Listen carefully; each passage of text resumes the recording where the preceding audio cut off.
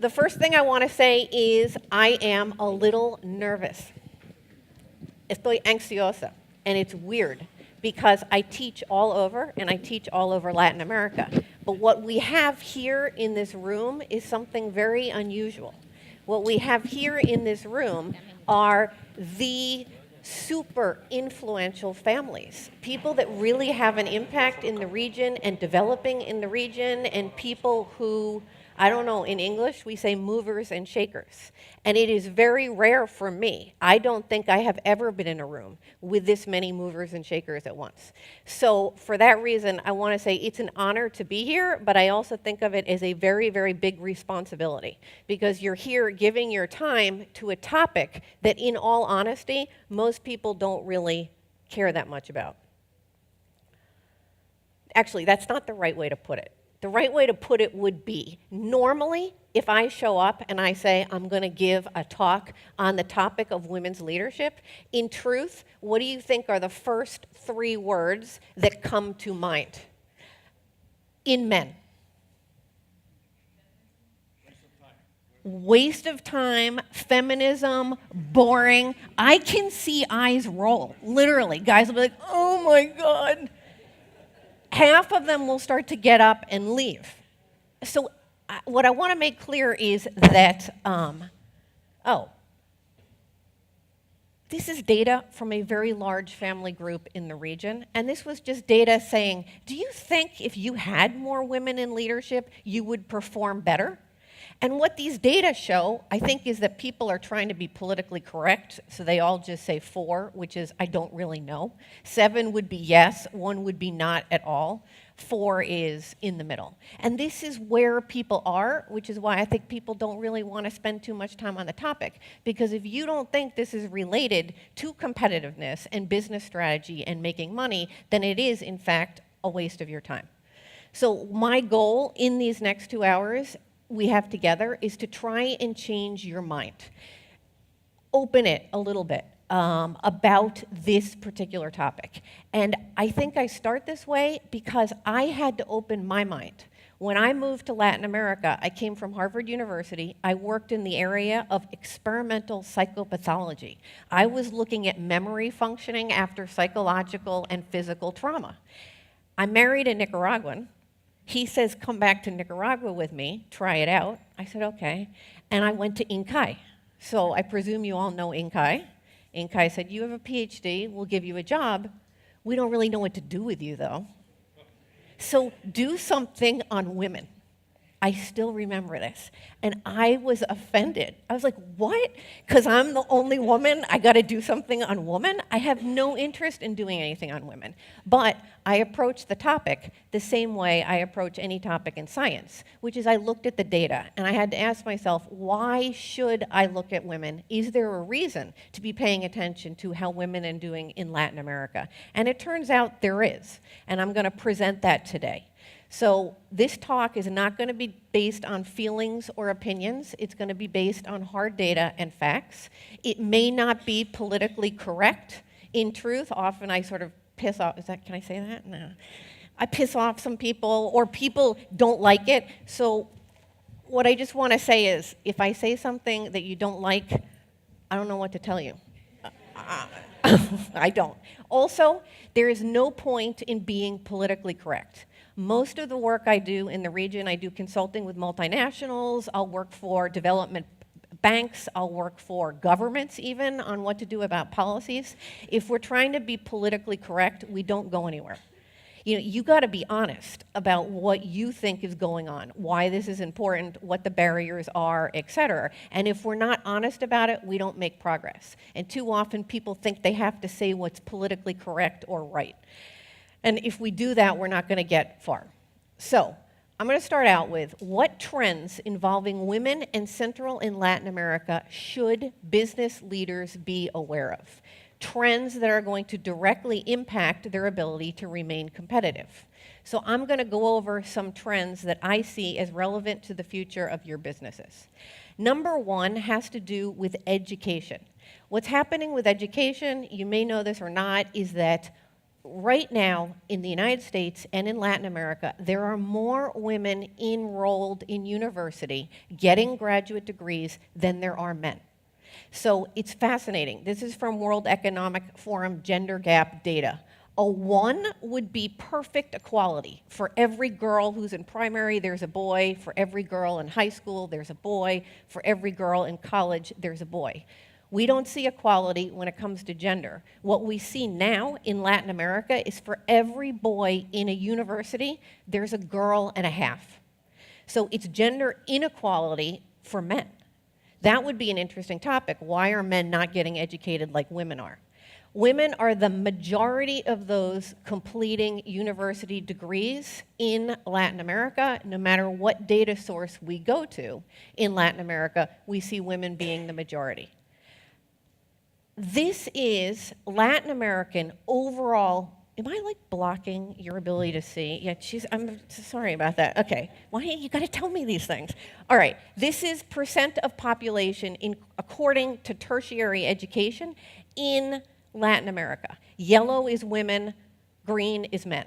What do you see right now in Latin America? If you're looking for people with a college degree, it's more likely to be women right now. And this chart is from 1950, extrapolated up to 2040. So it didn't used to be that way, it is now. This is Central America, percent of population that has a college degree or higher by gender, 1950 to 2040. What do you see? If you're looking for who in the population has a college degree, it's more women than men. I can go through every one of your countries. Nicaragua, look extrapolated up to 2040. This is Costa Rica, more women than men. This is Guatemala. This is Honduras. This is El Salvador. Now, skeptics will say, this is what I hear all the time, especially when I work with board of directors. The guys will say, yeah, the women are educated, but they're not working. You know, there might be a lot of educated women, but they're not working. So I want to show you these data. This is Latin American labor force participation rate, 1990 to 2010.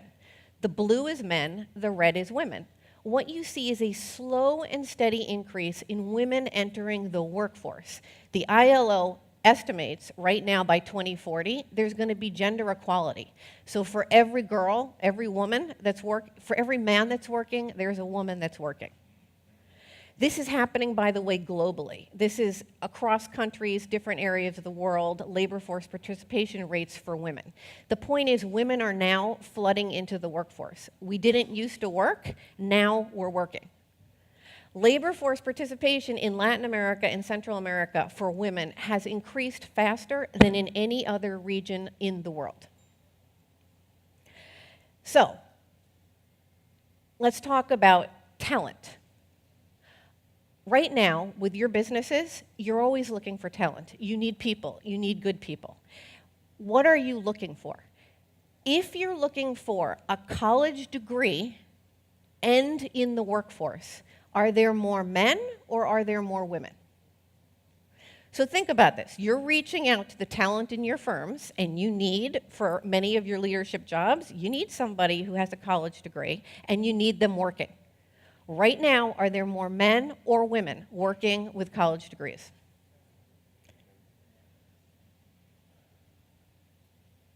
Okay. This is right now. Experts will divide type of jobs by skill.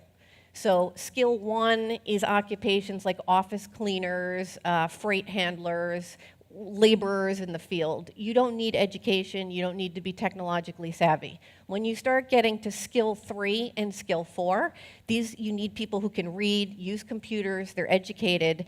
This is what you're looking for your talent.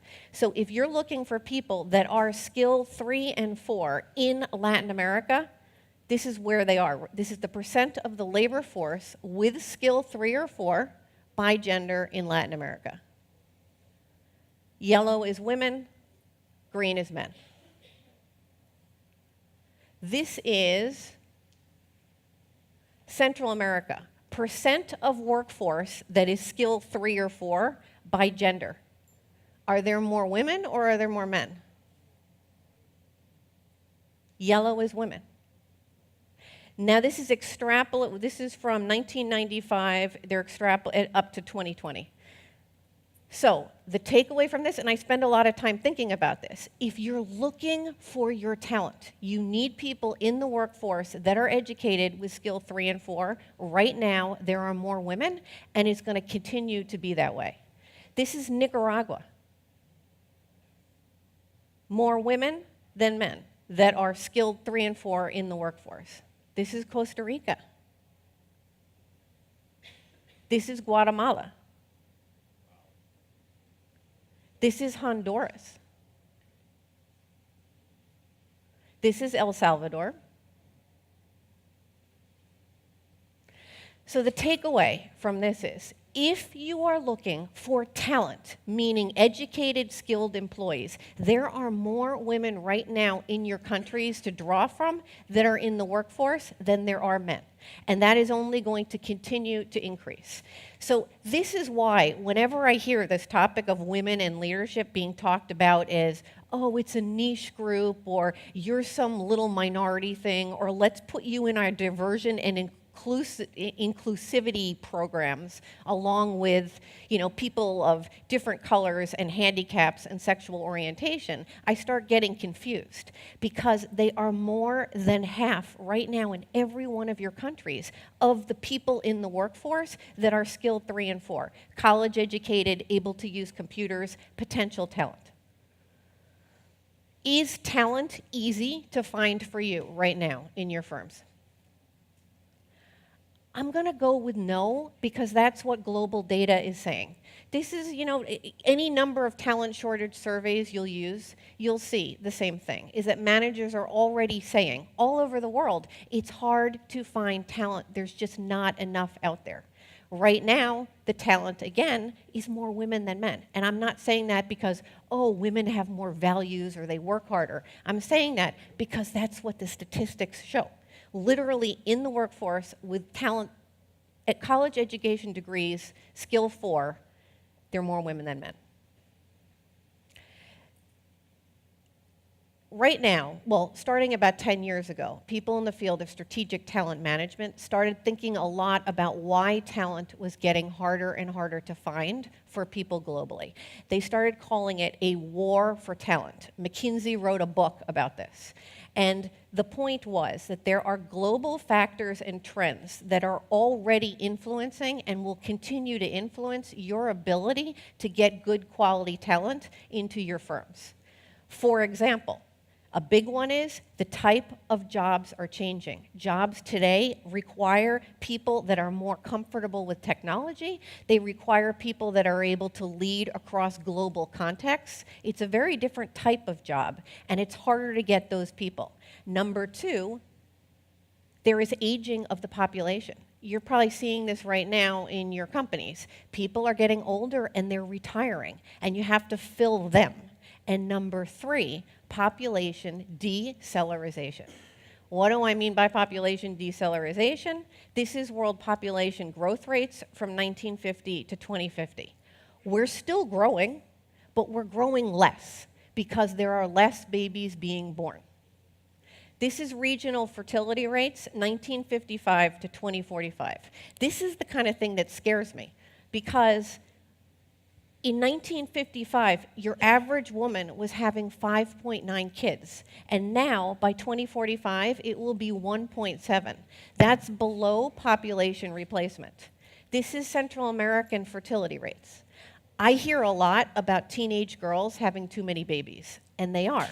But if you look at the base rate of babies being born in Central America, we are below population replacement in many countries right now, like Costa Rica, and by 2045, we will be below population replacement in every country in Central America.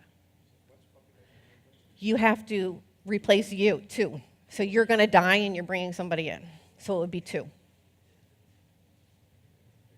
So takeaway. in a time where talent is going to be increasingly difficult to find. So when you're thinking about all those thousands of good people you need in your countries to be working in your business, more than half of them are going to be women. Women are not just your potential talent. Women are also increasingly your consumers. Why are they your consumers? Because for the first time, they're making money. We might have had money before, but it was our husband's money. Now, because women are educated, they're working and they're making their own money. What is the economic impact of women's increasing presence in the workforce? What economists, including at McKinsey, are calling the largest emerging market in the world, bigger than China and India combined. This is women's new income being generated. I'm going to give you all, if you want it, a bibliography at the end. So you can see the Harvard Business Review papers, the Economist papers, et cetera, that will sort of sum it up so you can have it with you. This is an opinion, again, this isn't like dreams and politics. This is what's actually happening. Because we're educated and working, we're making money. Female economy. As a market, here we go, women represent a bigger opportunity than China and India combined. So why are companies doing such a poor job of serving them? I'm not going to get into that today, but their main point is businesses have been very slow to keep up with the fact that women are not a niche group that you need to make something pink for. They are buying half, if not more than half, of whatever products and services you're selling. This right now is the percentage of GDP in 2015 contributed by female workers as of 2015 by region. In China, we're contributing 41% of the GDP of China. In Latin America, it's still only 33% of the GDP, but this is not insignificant. How about this? Not only do we have our own money, we are now increasingly controlling family decision-making about what you buy across disparate product categories. If you break it down by food, beverages, clothing, home electronics, personal electronics, automobiles, pharmaceuticals, family finances, insurance, and social activities, Latinas, the women, are controlling more of the consumer decision-making than the men. So even in things like cars, auto transport, if it was dark blue, it's primarily Latinas. If it is light blue, it's primarily Latino males. If it is in the middle, it's both Latino genders. So even when it comes to cars, something we traditionally think is, oh, this is what men do, it's still the women that are involved in the decision-making more than the men. Okay. Takeaway, women today are more than half your potential, and women today are more than half of your potential market for whatever you're selling. The problem, here we come down to why I'm here. The problem is we might be educated, we might be controlling consumer decision making, we might be working more skilled than the men working in our companies, but we are nowhere rising positions of power and making money like the men are. This is from World Economic Forum. It's the Gender Gap Report. It comes out every year. And what they're looking at here is equality, gender equality in economic participation and gender equality in political empowerment. What you see is, no, a 1 would be gender equality. We're not even close to gender equality. We're less likely to rise to positions of senior leadership. We're going to earn less money over the courses of our lives, and we're going to earn less money in the same jobs that men are. This is in the United States and Latin America. I find this graph fascinating because I hear all the time, oh, well, in Latin America, women are rising to political power. You have all these female presidents. But the thing is, we may have some women that pop up at the top, but if you look at the base, all the power behind them, so who's in ministerial and parliamentary positions, it is completely dominated by men. This isn't even close to gender equality. Remember, one is for every man in political power, there's a woman. This is atrociously low. So, what experts refer as is it's called vertical segregation. We may be educated, we may be buying what you're selling, we may be controlling family consumer decision making, but we are not rising to the top in the same way men are. This specifically is what's happening to us. And this I suspect, well, I don't suspect because I know, at least for some of your businesses, it's what's happening in your businesses too. You don't have any trouble getting women in the door. So there's not a gender equality problem, a gender diversity problem in your businesses as a whole. What happens is the problem emerges as you rise through the organization. So you can get 50% women at entry level, but at every single level, as you move up the organization, the women drop out. Till by the time you get to the top of the organizations, they're not there at all. I do a lot of consulting with multinationals. This is just a graph showing that over the 12-year period that they were trying to work on it, B4 and B5 is moving into top leadership. They were able to get it from 18% to 27%. That's after about, well, millions of dollars. Your data, gender diversity in the firms you serve, because not all families turned it in, and because it wasn't clear exactly what the sectors were, and because there wasn't that much difference across companies, I just grouped it all together. And this is what the data showed. That overall, of the families that turned in data on levels of women in the workforce in their companies, what we see is of your overall employees, so the movers and shakers in Latin America, 44% of your employees are women. That's pretty good. That's gender diversity. You don't have a gender diversity problem. What you have is a gender diversity in leadership problem. Because when you move to managerial positions, it gets knocked down to 37%. When you move into top leadership positions, it moves down to 22%. It would actually be a lot lower, but there are two firms in the area of logistics that had higher levels of gender equality in leadership than any other firm. They're throwing it off a little bit because they're pushing it to a larger number. If we took out the logistics companies, it's more like 12%. By the way, I'd love to know about these logistics companies to find out what's going on there. Then board of director seats. So if you're looking at the board of director seats in all of the firms you serve, what you're seeing is 8% women. So it's the exact same pattern that's happening in the multinationals. You get women in, there's all that talent, but you're not able to, for some reason, retain it or promote it. That talent is stagnating in your workforce or dropping out. You need a plumber because there's clogs or leaks in the pipeline. So, final takeaway for this part of the presentation, you're more than half your talent, women, more than half your potential consumers, but not even close to being equally represented in leadership. And now the question I'm going to pose to you is, not why, who cares? Everybody jumps to why, and we're going to discuss why.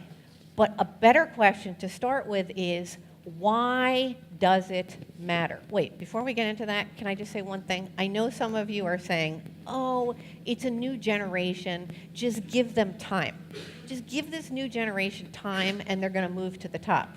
I want to just say very clearly, it's not happening. And worse, we're lower in terms of female CEOs right now of Fortune 500 and Fortune 100 companies. There are less than there were in 1998.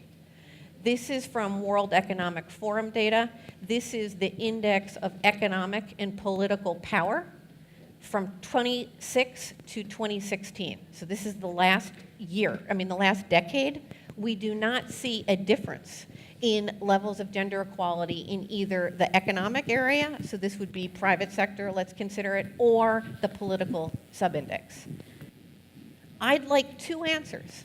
I'd like you to try and generate two answers why gender diversity in leadership will be linked to future competitiveness. Does this make sense? So this is in essence the question, why does it matter for your business?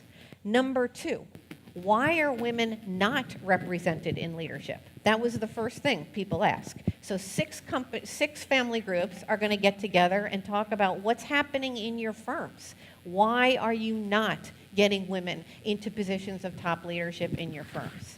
And then 6 groups are going to discuss the third important question, which is what can your firms do to better retain and promote their female talent? Going to discuss it, half hour, and then we're going to come back and I'm going to hear from you, but then I'm going to map your answer onto what the science says. So we're not going to emerge with anything loose. We're going to emerge with some real great answers as to what's going on, why it matters, what the barriers are that are keeping women back, and what organizations who want to do something about it can do. Does that make sense? Does it sound interesting? And people, you can't be politically correct. If you're in these groups, you got to be honest about what you think's going on. And nobody should get angry. You know, if you hear something you don't like, I think you should embrace it. I just open my arms to it because I know that if I really know what's going on in that guy's head, it's going to help me a lot. Whatever you're selling, whatever it is, we're either buying it as much as the guys are or we're making decisions about buying it. We are not a niche market. I still hear companies in Latin America say, oh, we got to sell to women. Let's develop a fruity product for women. We are more than half of your potential market. And if your leadership teams remain dominated by men, you are going to fail to capitalize on how best to figure out how to sell to us. And I think that's just common sense. We need to be there at the decision-making tables. BCG, Boston Consulting Group, a big report, and they are shocked by how slow businesses are to catch on to the fact that the world has changed. It's like we're still dinosaurs, moving around thinking everything's the same when it's not. Your market has changed. Your talent pool has changed. The way people buy has changed, but we're still doing things the way we used to do. And this is causing us to fail to exploit how we could better serve our female market. Women are reporting marginalized by the market. I'm sorry to bring up this graph. My research assistant, I think she was like drunk when she did this last night, but I just want to make the point with cars. I don't have a lot of time with you today to go over all of the reasons, but I just want to show an example of cars. This is from Catalyst research. Catalyst is an amazing group. It's academics working together with consulting firms, collecting data on this. If we're talking about purchases of first cars, so not if you're buying 2 or 3 cars, but when you're looking at people that are buying their first cars. Right now, it is 44.8% that are women in the United States. In 1998, it was only 12% women. So do you get the difference? In 1998, women were a niche market buying cars. Today, they're buying almost 50% of the cars being sold. However, only 20% of people in the automobile industry are men. If you go to the sales force, only 13% of sales force is women, even though women are asking for women in the sales force. The sales force is still dominated by men. The engineers and designers are still completely dominated by men. And the board of directors, the ones that are governing these companies that are selling to 50% women, are all men. This is an opportunity being wasted. If there was more diversity at the top, they would be doing a better job developing cars that we want and selling us cars. This is still, I like to just randomly sample automobile ads all over the world and in Latin America. This is the kind of thing that still comes up. And what is this? This actually repels half your market, because when a woman walks into a car dealership and sees any product being sold like that, you're alienating half of your market. So I'm not bringing this here to point fingers. This isn't about who's bad or what. This is about the world's changed, and the way we're selling our products and services and developing them, it's still assuming that nothing has changed when it has. I find this interesting. This is from a magazine that I found in Copa Airlines, I think. It's their magazine. Actually, it might not have been. Anyway, it's an airline. So I'm looking through the ads, and this is an ad for Jackson Health System in Texas. And the ad says, only a man can understand it.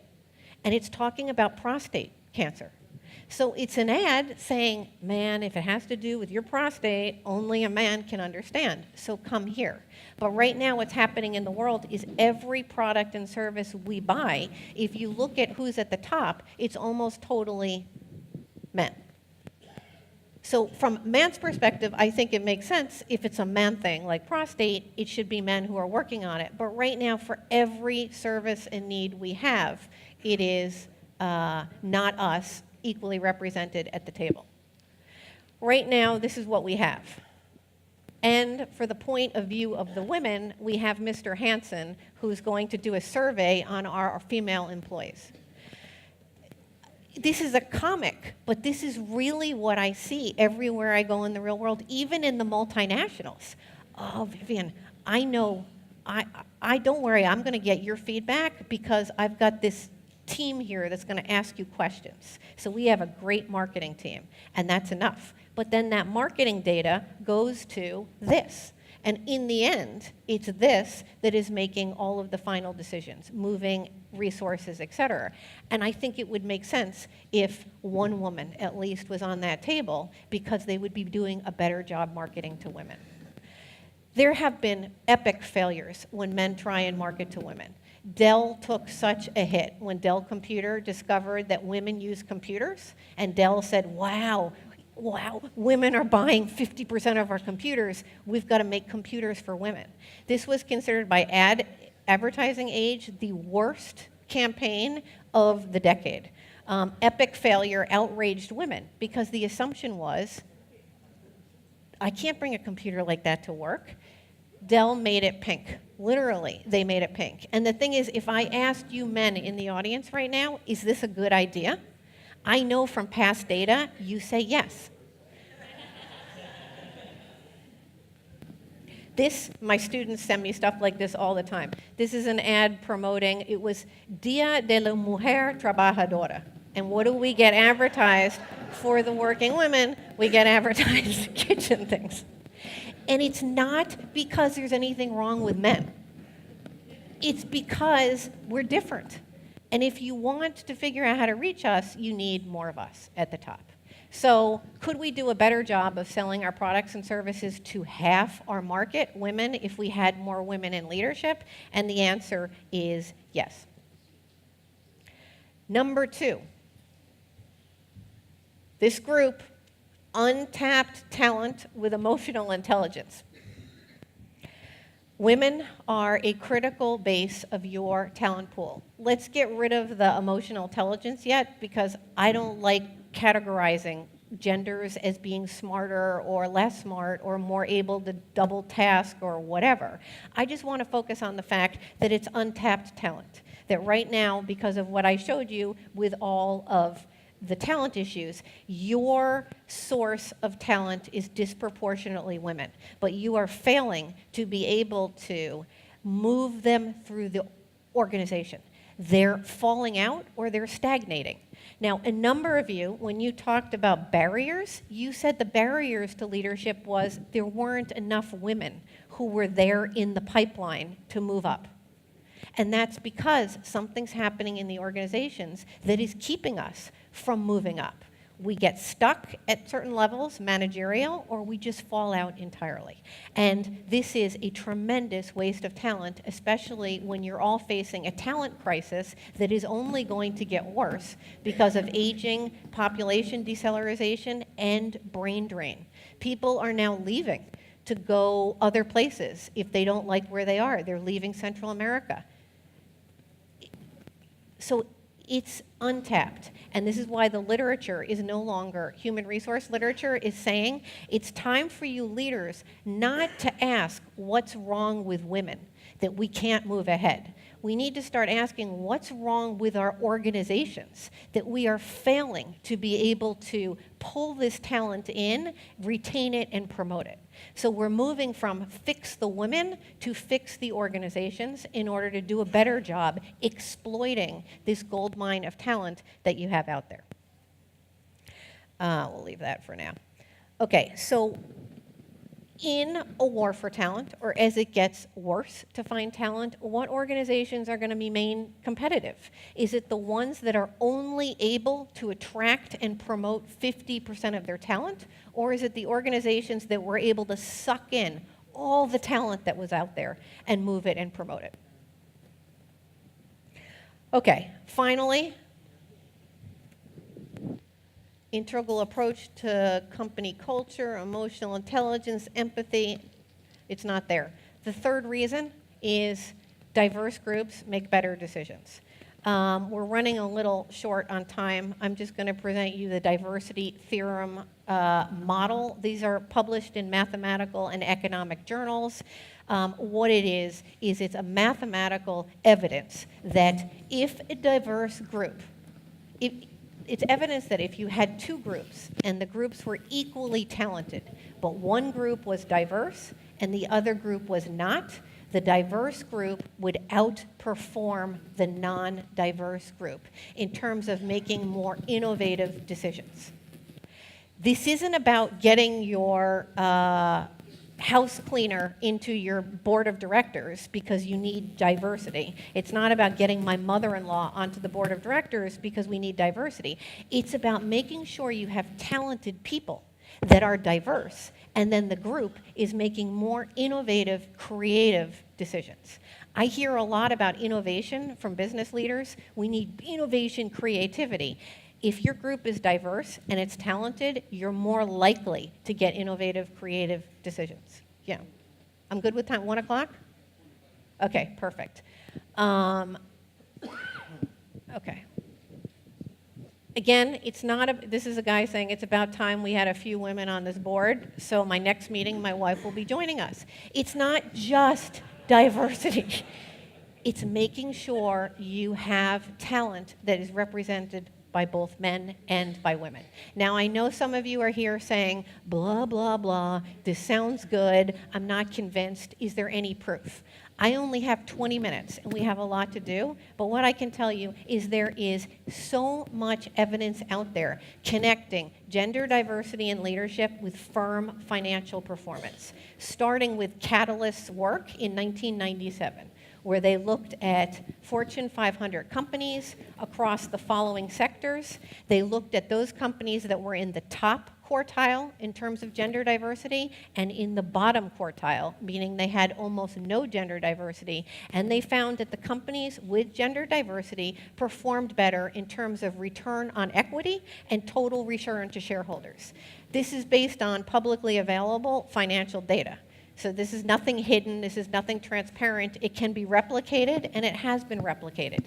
This is when they looked at board of directors. This was about inclusion of women onto board of directors. And what they showed is the Fortune 500 companies with the highest in the top quartile of gender diversity in their board of directors compared to the bottom performed better on return on equity, return on sales, and return on invested capital. What has followed since Catalyst is Ernst & Young's Academic Institute has more research showing across their publicly owned firms that they studied. There was a financial benefit for gender diversity. The Journal of Government Management in 2015 came out with their study. This is pretty much hot off the press, showing improvements in ROA for having women in diversity. McKinsey, Why Diversity Matters, found that, again, the businesses in the top quartile of having gender diversity outperformed financially than those in the bottom quartile. This has been followed by Deloitte. McKinsey does a lot with this.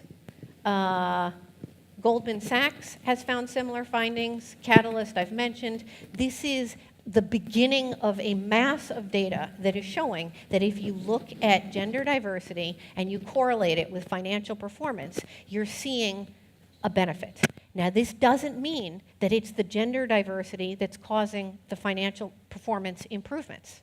Maybe it has nothing to do with gender diversity. Maybe they're just better managed companies in which both genders can equally rise.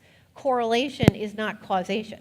But what I can tell you is, when you see these data showing that firms are performing better financially when they have gender diversity than when they don't, and you think of the business case, which is we're the biggest emerging market in the world, we have money, if you have us represented, you're going to do a better job serving us, and you map it onto where over 50% of the talent. If your firm is able to get its leaders from 100% of their talent pool instead of only 50%, you're going to do better.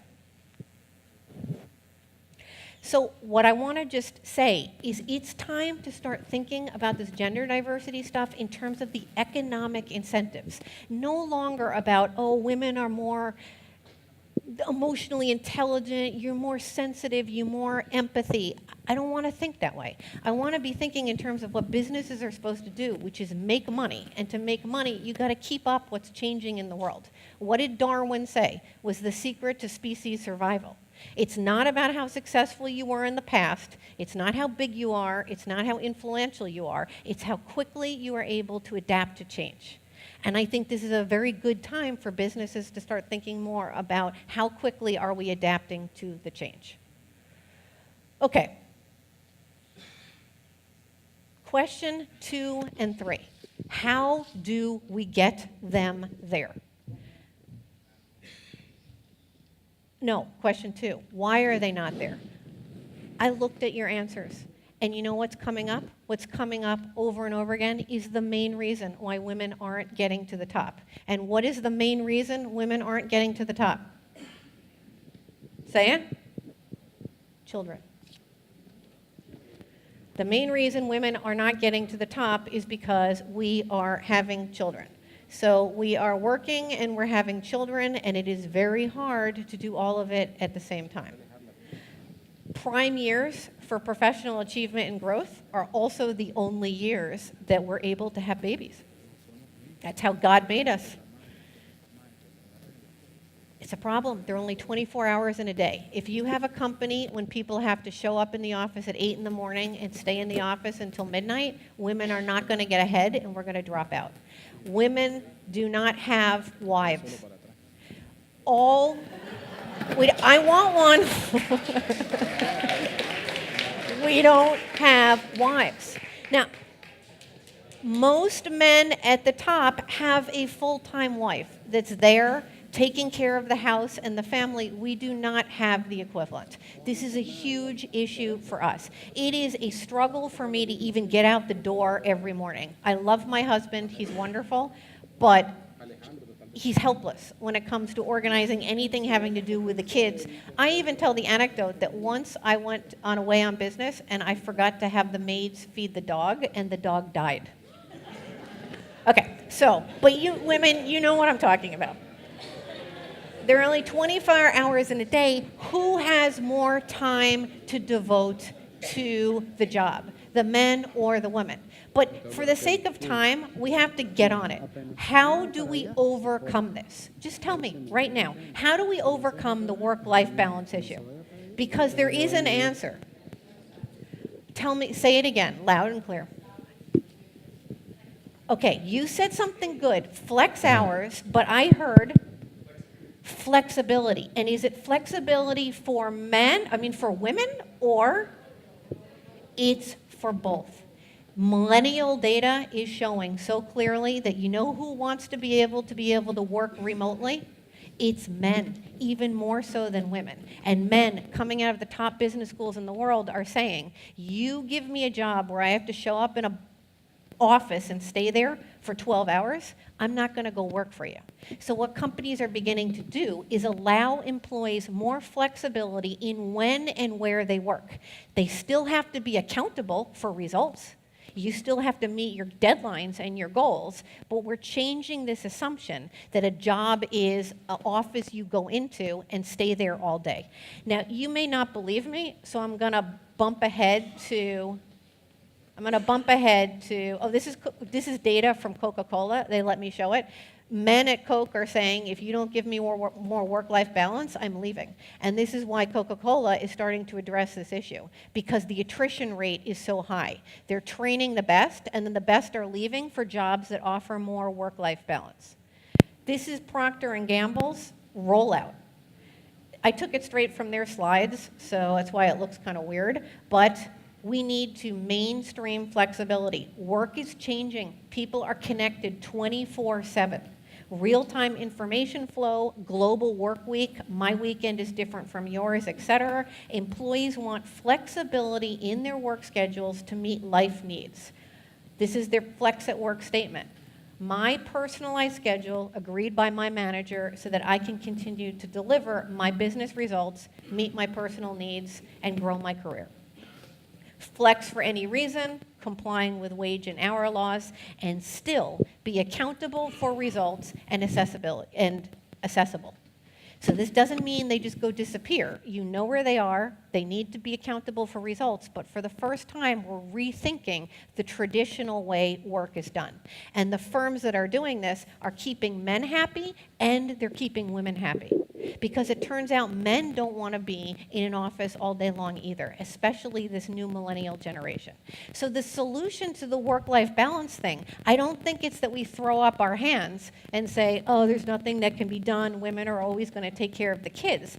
The solution is rethinking these outdated notions about traditional way work is done. We have technology that allows us to be anywhere at any time. I want to show you this. Do you like this? This was Facebook and Apple's idea to deal with work-life balance. Do you get this? Freeze your eggs. You want to be a leader in my company? Freeze your eggs till you're 50, and then you can unfreeze them and have a couple of kids. Is that ridiculous? This is why technology is having so much trouble with women. This is 2014. Okay, so there's hope. The hope is with flexibility, as long as it's for both men and women, what we are going to see is more women staying in the workforce and more, I want to show you this, hang on. I'm going to have to skip ahead. Oh, this was such good stuff. Such good stuff. All right, we do? It's so good. Okay. The flexibility, I think it's solved. We just need organizations to start adapting. The second problem that's not resolved is bias and discrimination. When you think of bias, you think of a guy saying, I'm not going to hire you because you have hormonal issues because you're a woman. That would be called explicit bias. It's in your face and you see it. We still see explicit bias in the newspapers. This is from La Prensa. Look, you need a man. If it's an accountant or in a bodega, you need a man. But if you're looking for a private school, you need muchachas alegres. Muchachas alegres. Look at that, y dinámicas for school. So this is an example of explicit bias in the paper, but that's not what we have to worry about. We have to worry about this.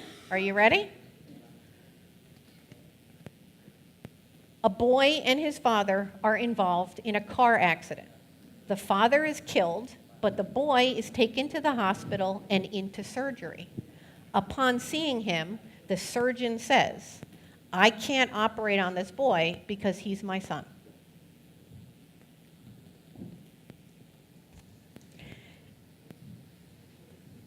What gender did you initially picture the surgeon as? You're laughing. Why are you laughing? Okay, I have students say, when they read this, I have students say, is he a ghost? I have students say, I'm not biased. I think of men and women as equally capable. And then they read this and they say, oh, the father must be gay. is implicit bias. It is inside your heads, and it's causing you to not evaluate women and men the same. It's not because you're bad. It's because we have what experts call a default switch in our brains. We associate leadership and certain careers with men, and we associate women with other stuff. So when you tell me you're a leader, it takes me a few seconds longer to even get my head around you. We see men and women different. And the way, and I'm going to wrap up, the way this is playing out is that in your firms, women are getting evaluated differently. She could give the same speech exactly as the guy. She could have the same education. She could have the same level of attractiveness and charisma, and you're all, men and women, going to prefer him. It's just harder for us to think of her the same as him. Tons of research, 50 years, show women have to work harder to be evaluated equally. I hear all over Latin America, oh, women are emotional. This is the problem. They fight with each other. They're emotional. I don't know if that's true. I see every day men at Inkai yelling at each other, firing out emails. Guys are beating each other up. We never talk about them as emotional. We always think about women. Thing I want to know is how much of it's real or how much of it is just something inside us is not thinking of women the same as men. So the problem is you, Vivian, you and Carlos go and you give the same speech. And at the end, it's likely people are going to listen to him more than you. Vivian could say the same thing Carlos says at a board of directors meeting. They'll be more likely to listen when he said it. There's even an expression now called he-peated. Repeated, he-peated.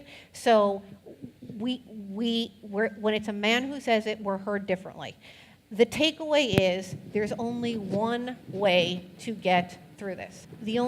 What's the only thing you can do to overcome bias? You tell me, from an organization perspective, if women are being evaluated differently than men, what's the only thing you can do to overcome that? Huh? No, because women evaluate each other badly too. I have to make that clear. The bias thing is not men against women. The bias thing is everybody against women because we associate leadership with men. The women don't think of the surgeon as a woman as a woman either.